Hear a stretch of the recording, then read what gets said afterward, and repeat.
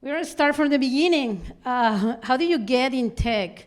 It's a topic that Melisa is a software engineer, and how she described herself. She's a chingona. Ella, she loves art in any kind of ways. And where is Melisa? Please, come here. Hola a todos. My name is Melisa, and I'm here to tell you my story. Whoops.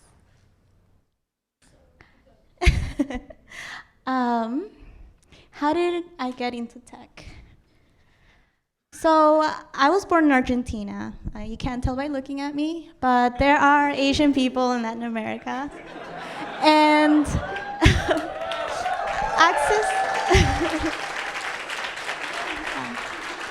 access to technology in Latin American countries is not always very prevalent.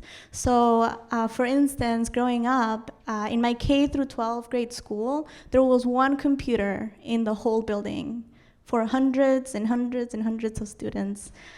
So I never envisioned a career in technology, let alone one as a software engineer. Growing up in the United States, my passions were music, painting, and writing. But again, I am from Asian descent, so my family told me that was not gonna feed me, so that was not okay. So I ended up going to college. I studied at UC Berkeley. There's the bear. And I didn't have the resources or the knowledge to proceed in my career in the way that most people envision, college and then corporate job and then the stars.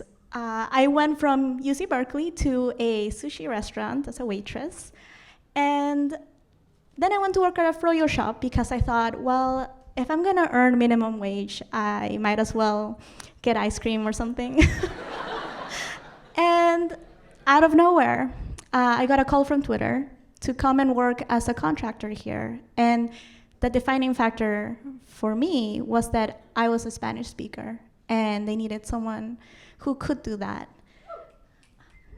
So at Twitter, I was a content moderator. I worked in trust and safety, and I looked at a lot of content day in, day out, and that meant looking at the worst of people, and sometimes the best of people, and sometimes there are cute things along the way. I didn't want to explicitly say all the things that I moderated, but you can get a sense of it from the things that I felt at the very top of the slide and the things that I encountered at the bottom of the slide. But I knew that working as a contractor in content moderation wasn't my great career move. So I went on to look for something else. And I did a short internship in digital marketing where I was so unhappy. I had to write copy, and I didn't know what I was doing. Again, I didn't have the social capital to understand how to excel in that sort of job. And I also wrote weird copy. I was told that the things that I wrote did not sound natural, and that it might be because English was not my first language.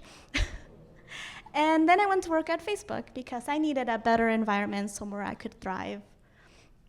What I didn't realize was that there was a storm around the corner. When I was at Facebook, I was thriving, I was happy, I was doing more content moderation, but there wasn't as much scary things. And at around this time, I found out that my dad was sick. I went to visit him in Argentina, and he was exhibiting weird symptoms, and I wasn't sure if he was depressed or if it was PTSD.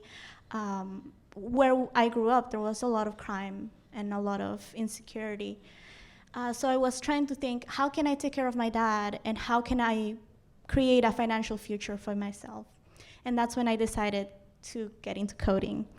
Adobe gave me this opportunity to go to a coding boot camp, to do an internship, and to provide for my father. I had the huge privilege of being a provider at this age, and it has really shaped me into the person that I am today. To conclude my talk, I'd like to tell everybody here, and I'm sure this resonates with everybody, is that we don't become who we are in spite of our circumstances, but because of them. Thank you.